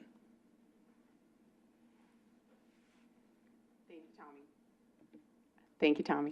I also wanted to touch on the idea that this listening would also give us the opportunity to dive deeper into what we heard through the CTP engagement. We came out of the CTP with these sort of three really strong buckets. We understood there was interest in building reliable transit network, this people first streets concept, as well as reliable freeway travel. But in some areas of the county, there was stronger preferences for some of that than others. And again, I think it's an opportunity for us to listen to why that might be resonating and to dive deeper, again, in a very open-ended way, as Tommy said, about what these concepts, as we sort of presented them to the public, might look like if they reflected them back to us themselves. So instead of saying and using some of this terminology that you see in front of us, instead we might just sort of ask very open-ended questions and then look at the data that we're able to collect and understand how it fits in to these three buckets that previously we saw a lot of support for. Just really helping us to dive deeper into what communities are resonating with which of these concepts and why, and how might we be able to bring them solutions to the things they are, again, identifying as primary pain points. We touched briefly on what that might look like, but I did want to dive a little bit deeper, since one of the things that was brought up here by you all as a board was an interest in what this might look like. And so one part of this would be local jurisdiction listening sessions, which includes fireside chats that we've been scheduling with the cities and towns, as well as the county, to really go in and just ask them these sort of open-ended questions. These are just examples. They won't certainly be the only things we're asking, or even necessarily what we are asking at every session. But it is meant to give you a sense of what we're trying to gain from these conversations. There's a lot of support here for us talking to our cities, so I won't spend too much time here, but I did just want to give you an example of some of what we're hoping to hear from them and learn as we're engaging in those conversations. And also to highlight that we'll be talking to cities, but also our transit agencies through our monthly transit meeting that we have here, and actually rotate throughout the county so that we can visit them at their agency offices as well, and the RTPCs, and really engaging with them in this same kind of open-ended dialogue, fireside chat-like mode. I also wanted to provide a little bit of an example of what stakeholder listening sessions might look like. I think Tommy made a great point, which is that a lot of this is about going to where folks already are and really meeting them where they are. But there might also be opportunities for us to bring folks in and have conversations with them as CBOs in sort of shared dialogue where they might have similar clientele. And we want to give them the opportunity to share the stories, not just of their clients, but also of them as a service provider. And so one of the ideas that we have is that we would actually ask them to record short voice memos and then turn those voice memos into podcasts that we could eventually send out and ask folks, like, does this story resonate with you? Is this your story as well? I mean, instead of just hearing from us here at CCTA, they also could hear from their peers and from folks throughout the community that they might really deeply relate with and empathize with. You'll also notice that this little questionnaire that we have, while these may not be, again, the exact questions we ask, they are all meant to be very open-ended, really trying to gather from folks, like, what are we hearing repeatedly? And also, what solutions are resonating with them? What messages do they give to us when they are trying to communicate about what they want to see in their transportation system here in Contra Costa County? I'm going to turn it back to Tommy to finish this out. Great.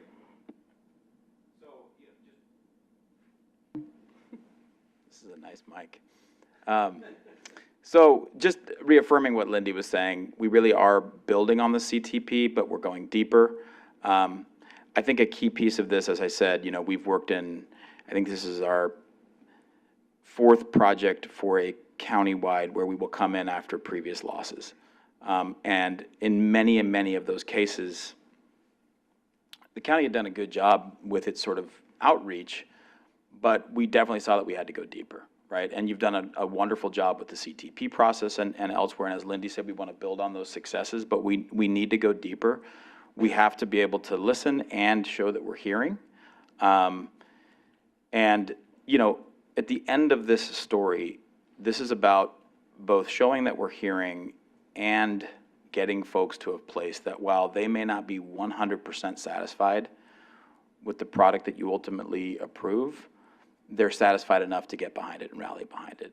We always say we will need everyone to be in the position that they understand that 100% of what you wanted in a ballot measure effort that does not pass is like 100 times 0, right? And so that's kind of the math that we'll be thinking about through this process. we talked about this piece already, so I want to skip over to this last slide, which is that's a repeat of the timeline. We're going to need the board's help too. And let me put it a different way. You all are busy. We get that. You also are exceedingly connected in your communities, right? We are not the oracles of who should be communicated with, who needs to be listened to. This is a we thing, not a us thing. Like, we will have to do this together. And so some of the roadshow and the one-pager tools that Lindy showed on the slide previous, we want to be able to prepare those and work with you all to go out in your communities, side by side, you and staff, and engage in these conversations as well. And I know that not everyone will be able to do as much as the next person, but I think the more of this that both we can do as a staff and consultant team, but you all and others elected can do, the more robust and the better this will be. So I just wanted to, I'm not going to make you like give names tonight or go through a training. Or we could stay, Tim, and just do that. Well, then shoot, let's do it.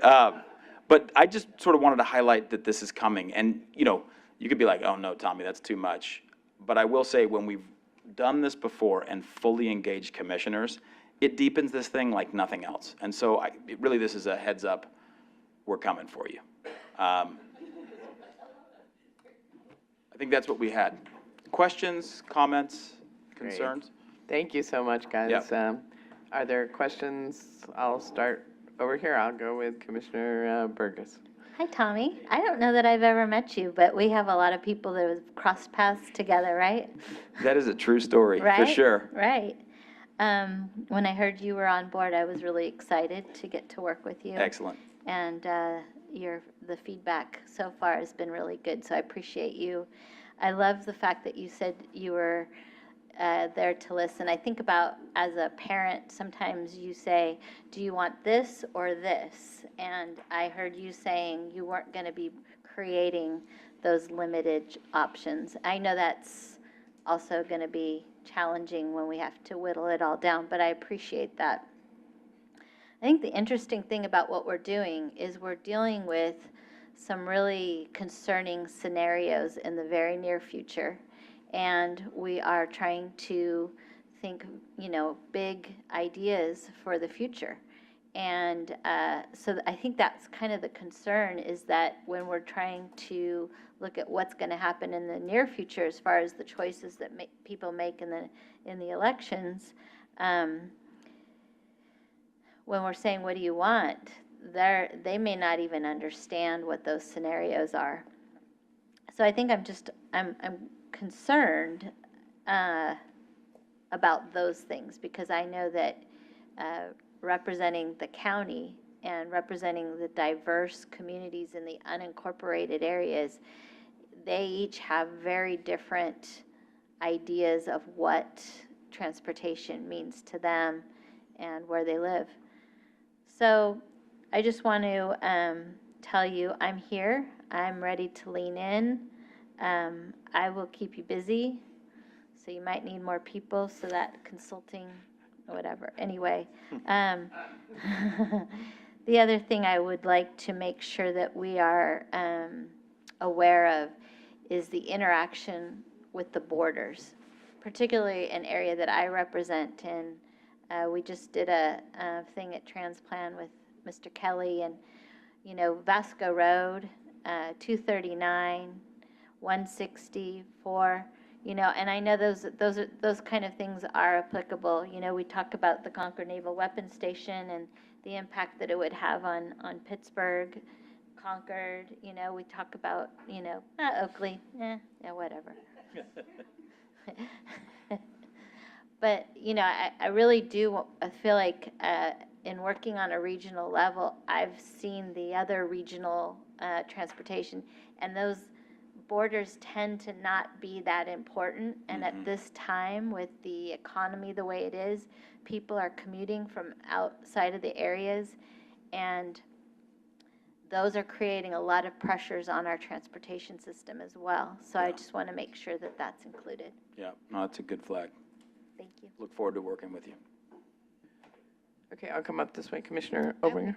Thank you. Thank you for your presentation. I was just curious to learn more. I thought I heard you say that you've worked, or this would be the fourth agency that you worked with that had previous failures. So can you share with us, I don't need to know like who they were, right? But You want me to name names? No. But I just, my curiosity is there like a common thread? Is there like a secret sauce, a magic bullet?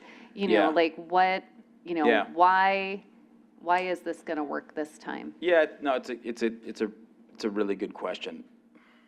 I think a common thread, Commissioner, is not giving themselves enough time for any of the previous efforts. I think we're actually ahead of the game here, and I think one of the things that is missed when you don't give yourself enough time is really this piece that's in front of us now, right? To get started early, to be able to listen this is a luxury, to listen in an open-ended fashion and be able to react to what people are saying and try to show how you're hearing versus just having to scurry and put a TEP together because we got to vote it on and then we got to go put it on the cities. So taking advantage of time is one that was a big factor. And then in some other, there have also been unique factors in others. I mean, I can think of one that some in this room will remember that frankly, I think it came down to the sales tax measure was going to be evergreened, meaning it would go forever. And I think in some ways, no matter how well we ran that effort, we were involved in the effort after when we got rid of the evergreen. Like, voters did not want a permanent tax. They wanted to know it was going to come back to voters. And there are differences in other cases, but I think efficient use of time and being able to build kind of the case for why the TEP is what it is and that we've listened to a significant number of folks in the county, that's a big piece of it in each of them. That's a common theme for sure. Thank you. And then one follow-up, I know that at our last meeting, we were talking about concerns. I understand the value of going early. Yep.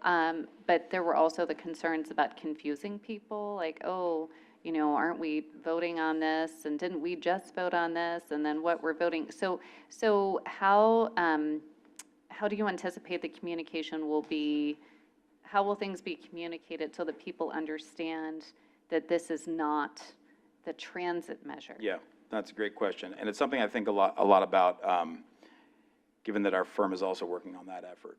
I think, well, first of all, from the listening perspective, we're not out talking about a TEP or a ballot measure in this first phase. In fact, we're decidedly not doing that. It would be our suggestion and what we've been talking about as a staff and consulting team. Both because that sort of prejudges it in the conversations that we're having with folks, but also we don't want to sort of crosshairs with SB 63.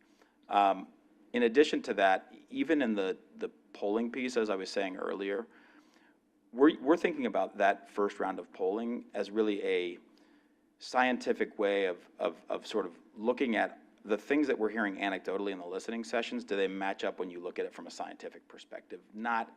We are not looking at that like hey, let's do a ballot measure poll, test a 75-word statement, put positive, see how it does, and then put negative, see how it does, and then go forward.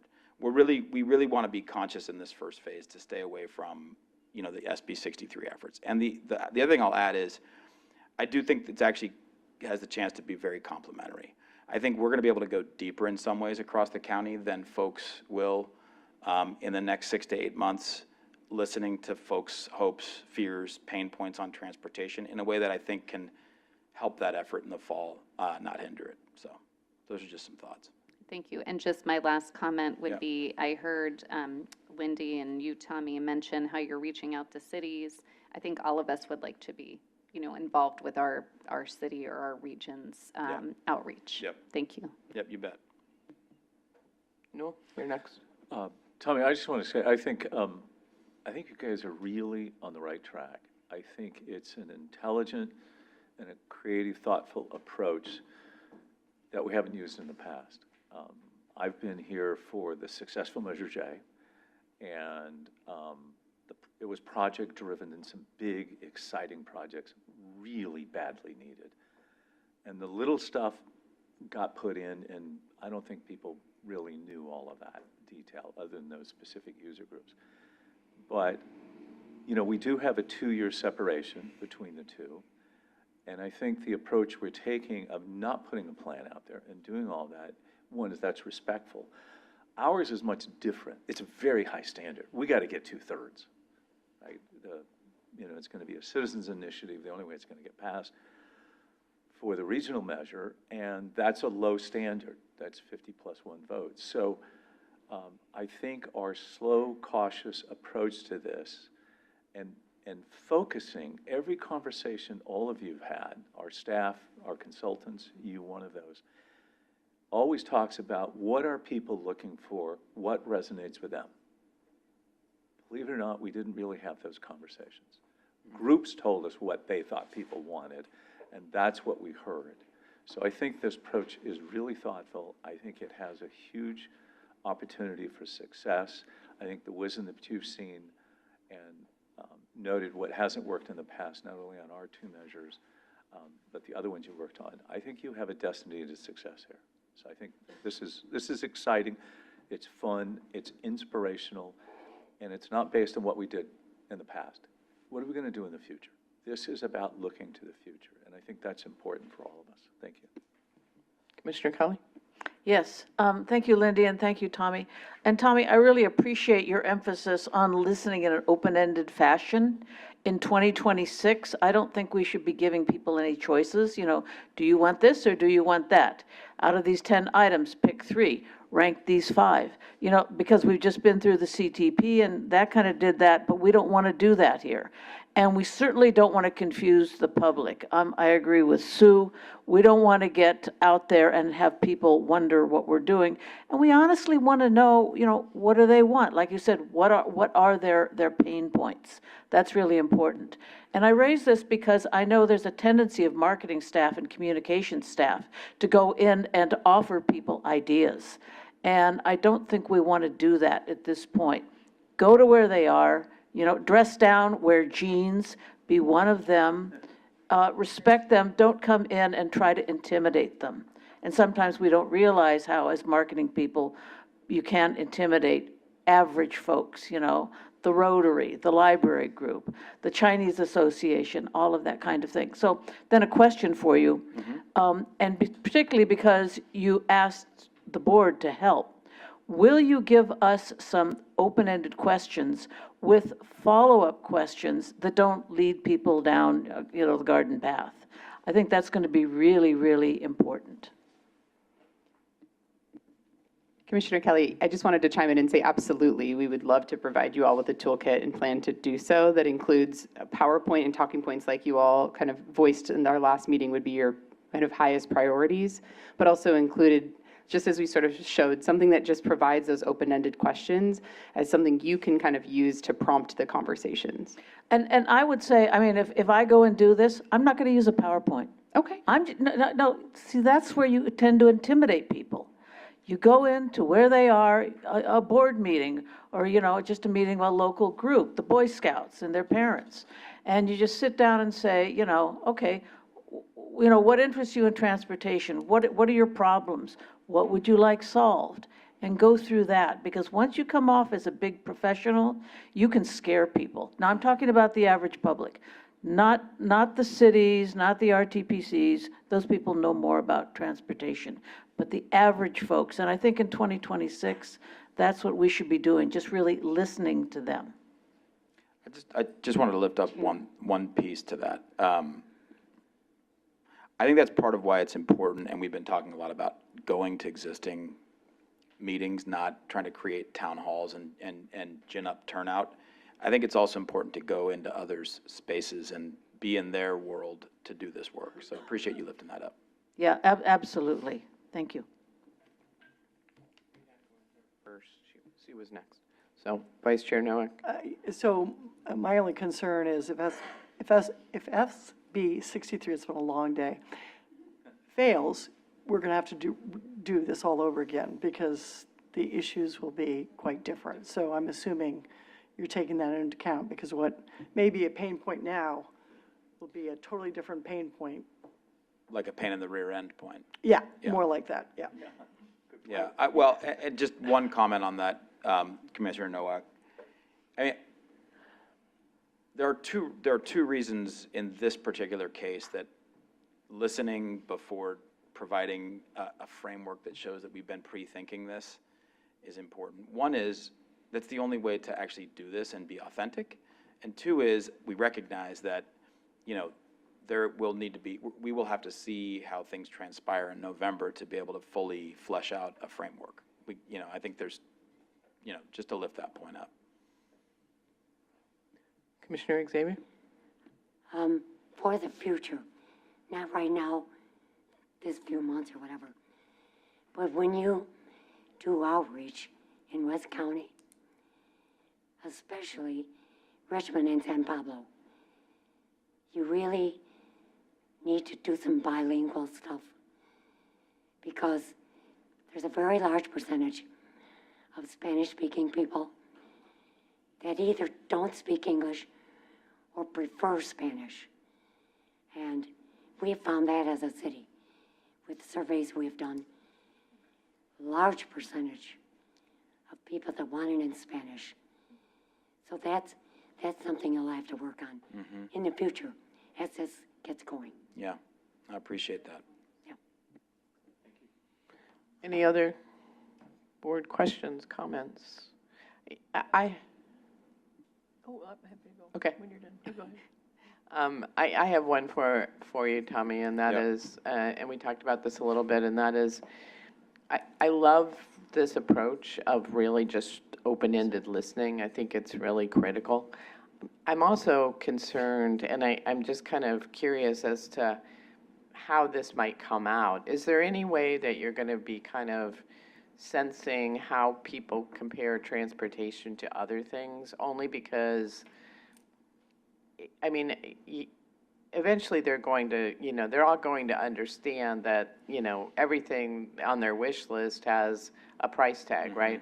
But they're also being asked for money for so many other things. And, you know, all of it sort of piling on becomes very worrisome, because the number one comment, feedback piece I'm getting just overall is just, oh my gosh, they're talking about our sales taxes being X, and it's all moving through thresholds that people feel really uncomfortable with.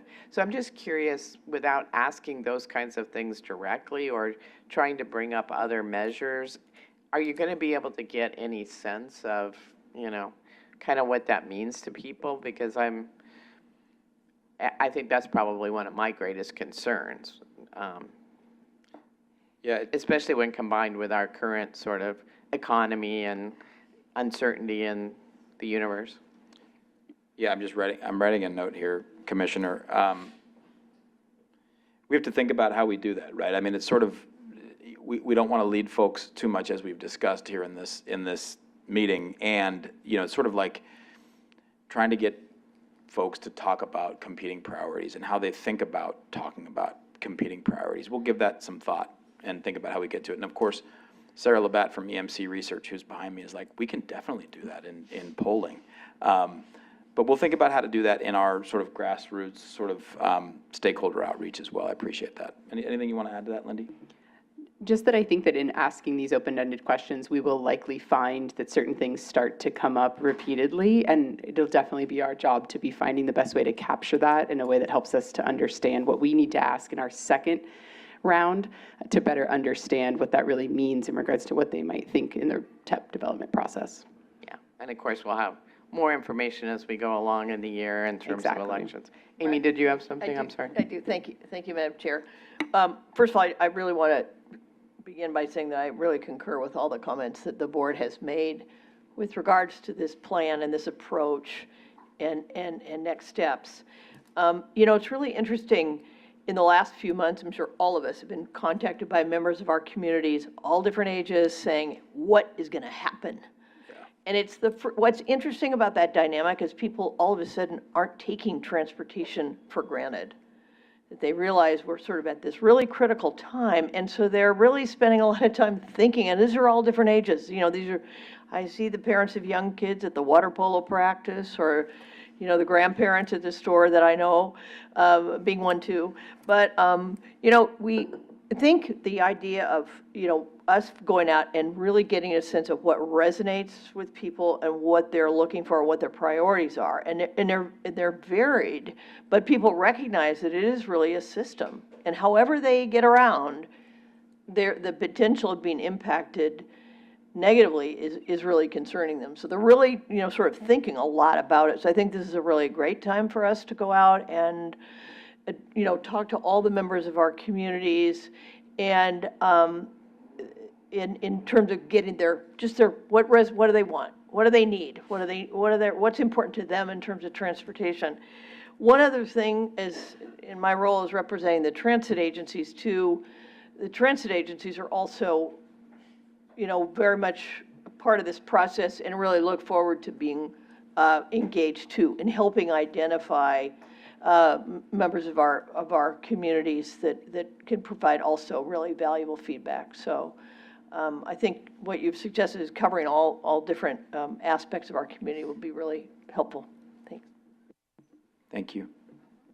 Great. Anything else from the board? Terry Ann, do we have any public comments? We have not received any public comment. And I don't see anyone in the room, so Tommy and Lindy, thank you so much. I know this is the very beginning, but I think it's a good start, so we're looking forward to it. Appreciate your time. Thank you. Thank you. All right, so that moves us on to, we have no correspondence in tonight's packet. You can all see the committee reports. I do not have any chair comments, so I'll turn to see whether any other commissioners have any comments for this evening. Yes, Rita? Yes.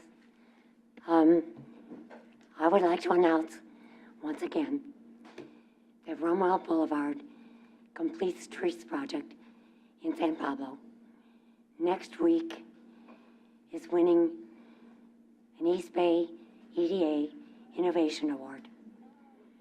I think it's our 7th award. Congratulations. I hope you have a special place to keep all of those showcased at City Hall.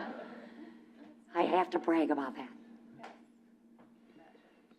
Yeah, congratulations. Any other, Commissioner Armstrong? Well, in the spirit of awards, I want to tag on to what Brian was talking about, consultant costs. He reminded me about the Iron Horse Trail, Bollinger Overcrossing, and that has won a bunch of awards as well. And so I want to highlight, since our last February meeting, there's been at least 3 awards now that bridge has received. One of those was from the California State Association of Counties, League of California Cities, and the County Engineers Association of California.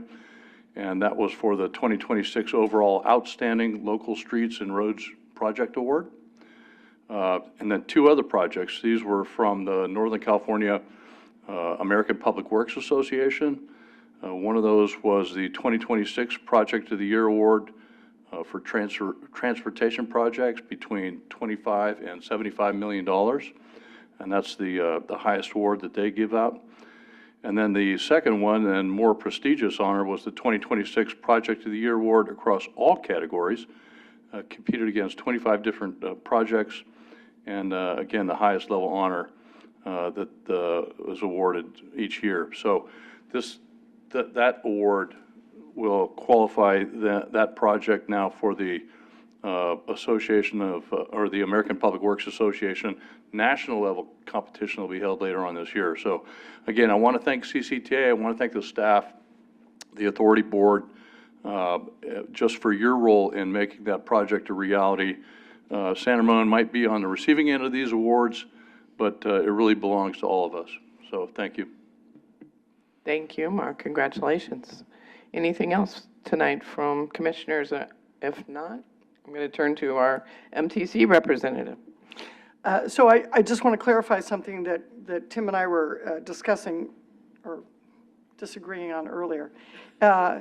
So the reason we haven't voted on this is because it also occurred for OBAG 3 that you had to be, and it's within a mile of the TOC or a PDA. So it's a little different than the TOC, which is a half mile from the station. The OBAG 4 grant awards, 70% or 80% have to be within a mile of the TOC or the PDA. So that's the whatever the terms are. So that's why we didn't approve it. That's why I didn't know about it. I wasn't on MTC back then. Anyway, so I wanted to mention that. The decision on whether the 20% is set aside or not is up to each individual CTA as to whether we want to set aside that 20% for non-TOC, non-PDA projects or not. So that's not an MTC rule, that's a CTA rule. So I just wanted to clarify those 2 points. I did spend the last 2 days in Sacramento.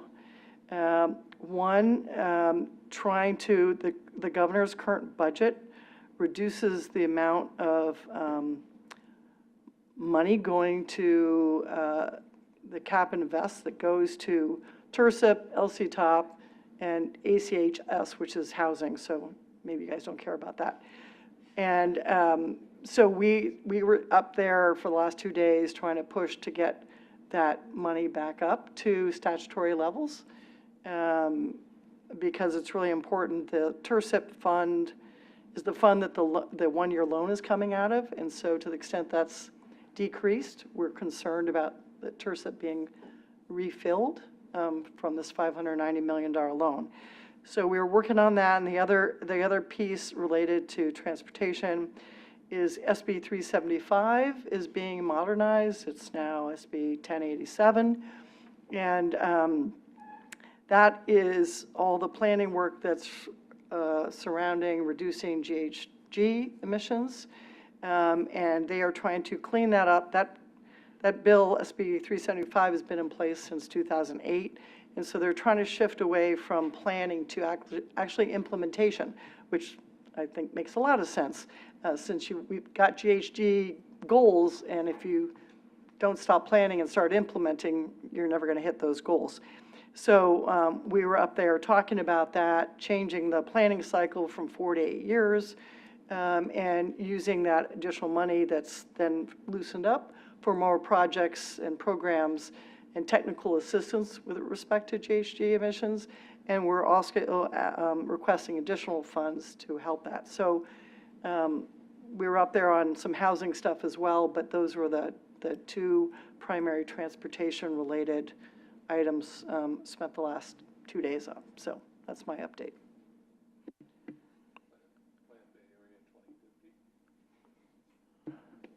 Plan Bay Area 2050 is now approved, right? You guys approved it, right? No, it's on our agenda for Oh, tomorrow. for God's sake, then it's not approved yet. MTC approved it, ABAG still got to approve it. And then we'll start working on Plan Bay Area 2060 tomorrow, I guess. Yeah, it is. So, anyway. All right. Amy, did you have anything? No? Nothing from the transit agencies? All right, Tim, it's your turn. Thank you. I just want a couple brief updates. In the executive director report, we hosted an accessibility workshop here at CCTA, and Halima and Danielle really put in a lot of work and effort to really get all the stakeholders at the table. It was very well attended. We had guest speakers. I think we got a lot of great valuable input, into the accessible transportation. And we've already had 2 meetings of the Accessibility Advisory Committee, which has been fantastic. And so it just really, since Halima's been here, she's been doing a great job of just kind of getting the momentum, back behind accessible transportation. We are preparing actually a really cool video of the workshop that we plan to share at our board meeting next month. And it's a great little piece to really show who and what we've listened to, who was there and what was said and how we listened to those folks. The other part is there's actually some great interviews as part of the accessibility workshop. And so I think that's also out there in social media. Bollinger Canyon, great project. Rumrill, great project, both funded by Measure J. We did get another award for Bollinger Canyon. It was the ACEC award. So that's the American Council for Engineering Excellence, or American Council for Engineering. Council for Engineering, Consulting Engineers, thank you. So I always forget what the ACEC stands for, but we got an award there. Brandon went down and accepted it. Unfortunately, the award was chipped, so the project had great quality, but the award not so much. And so we're really excited about that, and I think that's going to continue to we're already submitting applications for more awards as well. Danielle also attended the OES, the Office of Emergency Services Workshop for the county-wide. And that's the first time CCT has actually been invited to that. So we're excited to be at the table, especially since we're doing the study, of the evacuation study that we got from the grant from the California. And so the RFPs are actually due today. So I think we're getting a lot of great responses on that. So we're moving that forward as well. And then lastly, I know it's of interest to everyone, but our reauthorization legislation, SB 1408, I know there's been concerns presented by our transit operators as well as other stakeholders, and we've been working with them. We actually sent them full set of amendments actually today for review, and we're confident that we are addressing their concerns. We did have a meeting with AC Transit, and they noted that we addressed all their concerns, and so I'm hopeful that we'll be able to address the concerns of the small operators as well. I do have a meeting with the small operators at 3 o'clock tomorrow to confirm that. Hopefully that goes well. The bill is going to be heard at the Senate Transportation Committee on April 7th. Amendments are due to the Senate Transportation Committee on March 25th, and so we have deadlines in front of us over the next couple of days to get those amendments in so they get printed and out and so everyone can see them. So we'll get that out to everyone after we get it, kind of through all these next steps and hurdles that we have to go through to get it to the senator's office. If anyone has any questions about SB 1408, you all have my cell phone number. Feel free to reach out and text and call me. I'm happy to discuss that. I mean, our team is putting in a lot of work to make sure everyone's concerns are being heard and that they're being addressed. And I think that's all I got. Great. With that, everybody had calendars, everything else in the packet, so I think we are ready to adjourn. Tim made a pretty close prediction of the meeting being over at 8 o'clock, so we're going to call it at 8.